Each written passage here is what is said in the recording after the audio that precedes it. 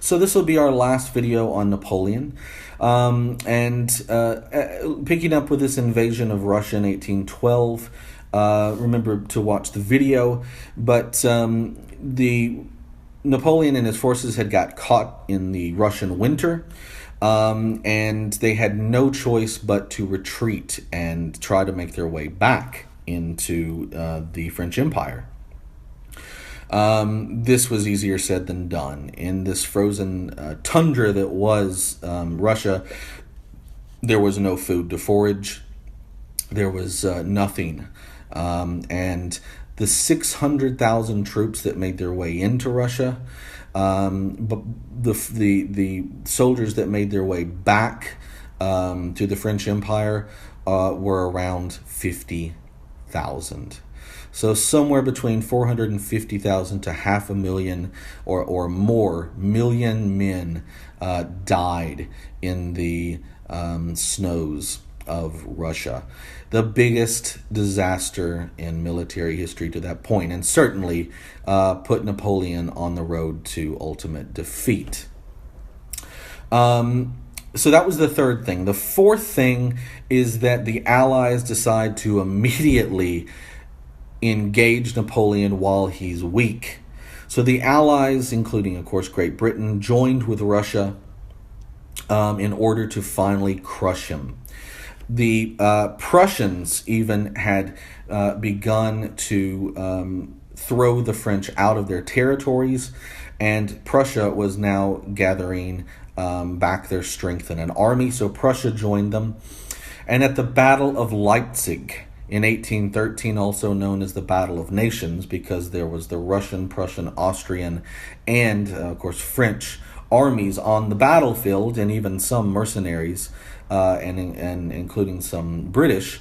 They defeated Napoleon at Leipzig, and Napoleon then was on the defensive and trying to basically make his way back to France to protect it.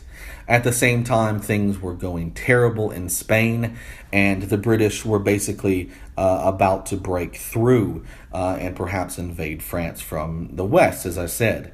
Napoleon was forced out of the Confederation of the Rhine and pushed all the way to the gates of Paris by 1814. He had no choice but to surrender, and he did so with the so-called Treaty of Fontainebleau, which basically ended his empire, and it forced him to be exiled. So he would have to abdicate, and he would have to be exiled for the rest of his life on the island of Elba, of which the British would make sure he did not escape, or they tried to. And so he was exiled on this tiny island of Elba in 1814, and the Bourbon dynasty was reinstated. Louis XVIII became the king of France, and it looked like the revolution was just part of history. However, Napoleon was able to escape with a small group of men from this island in the so-called 100 Days War. That is the period from his escape until his defeat at the Battle of Waterloo. So the fourth thing is this Battle of Leipzig and his forced abdication and exile to Elba. The fifth thing of his downfall is the Battle of Waterloo. So once he was able to make his way to France, the King Louis XVIII ordered his own marshal, an own friend, Marshal Ney, Ney, to go and stop Napoleon, for which Ney said, "Sire, I will not only stop him, but I'll bring him to you in an iron cage." But when Ney and his troops engaged Napoleon, Napoleon had his troops put their guns down, and he basically said, "If you want to kill your emperor, go ahead." And Ney's soldiers threw their guns down, Ney threw his sword down, and they joined Napoleon. And all through this march to Paris, more and more soldiers and civilians joined Napoleon, creating a whole new army.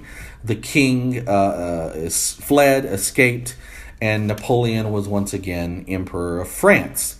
But of course, the Allies were not going to let that last for long, and they actually declared war, not on France this time, but declared war on Napoleon Bonaparte. Napoleon was able to amass an army, and he began a quick offensive to try and knock out two forces. One was the British, who had now left a large amount of their army on the continent, obviously to engage the French should they get out of line. And not too far away was the Prussian army. The British were led by the Duke of Wellington, who had done so much damage to Napoleon in Spain, and the Prussians were led by the 72-year-old Gerhard von Blücher. And Napoleon took the offensive. He invaded the modern-day country of Belgium. Once again, his strategy, divide and conquer. He was going to defeat the British, then defeat the Prussians, and hope that the Allies would sue for peace. He did. He was able to sort of choose the ground, if you will, of the battlefield, and it took place at a town called Waterloo. At Waterloo, or on the way to Waterloo, there were a number of engagements in which his marshals had to take on the British. And as they were making their way to Waterloo, Napoleon gave the order to his newest marshal, Marshal Grouchy, to find the Prussians, engage them, and stop them from being able to take the battlefield at Waterloo. In other words, he needed to take care of the British first. So Grouchy went looking for the Prussians, who could be just about anywhere, with the order to engage them, to stop them from being able to move. Meanwhile, on the morning of June the 18th, 1815, the Battle of Waterloo began, with the French taking on the British, in which Napoleon very well might have won the battle. The British looked like they were running out of steam when suddenly news came to Napoleon that Grouchy had not found the Prussians, and the Prussians were on their way to the battlefield. And so by the time that the Prussians took the battlefield, joined the British, they were able to decisively defeat Napoleon at Waterloo. And once again, he was sort of arrested, and this time they exiled him to the island of St. Helena in 1815. And St. Helena was then sort of British ships that went around and around this thing, as well as a British garrison, to make sure that the emperor never escaped again. And he did not. And from 1815 till 1821, he lived on that island, and he wrote the history from his perspective about his life and his battles. And in 1821, he died from, well, there are some various theories, but he had been sick for quite some time. And he seemed to succumb to that illness and to war injuries and so on. So in 1821, he was gone. But 1815 was the critical year because he was obviously taken out of the picture. And the Europeans wanted immediately to the major powers to get together and make sure that the balance of Europe could be restored. Once again, that no one country, no one power, no future Napoleon could take over Europe again. And they created a council at the Congress of Vienna. Even before Napoleon was defeated, it actually began in 1814 and lasted until 1815, where they were going to sort of redraw the map of Europe, giving countries which had lost territories to Napoleon their territories back, in some cases giving them territories that they'd never had at all, they were left for some aggression between certain countries, let's say. And so these major powers of Prussia, Austria, Russia, Great Britain, and France, of course, a non-revolutionary France, began to try and create a peace in Europe. And although there would not certainly be a peace that lasted, there would not be another major European engagement. In other words, where all the European countries were engaged in a war for another 100 years, and that would be World War One. And so the Congress of Vienna set about redrawing the map, restoring the balance of power.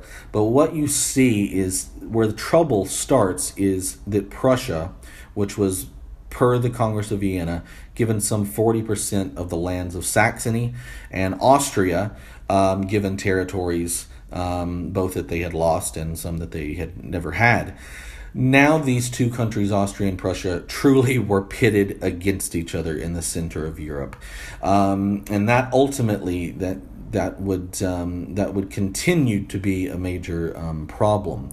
And so you'll read about in later chapters the unification of Germany under Prussia without Austria, the unification of Italy with Rome as its center. Both Germany and Italy were unified in the year 1871, or fully unified. Therefore you have the countries of Germany, Italy, and then what was known as Austria-Hungary right in the center of Europe. And Germany, the sort of new kid on the block, disturbing the balance of power. And so you'll read about wars like the Crimean War, the Franco-Prussian War, and so on. But again, there would not be another great European war until 1914, until World War One. And that is where we'll leave this series. And the next video segment will pick up in a number of chapters towards the end of the semester with a series of videos on World War One and sort of the road to the war, and then also World War Two and the road to that war. Look for those as well as another video.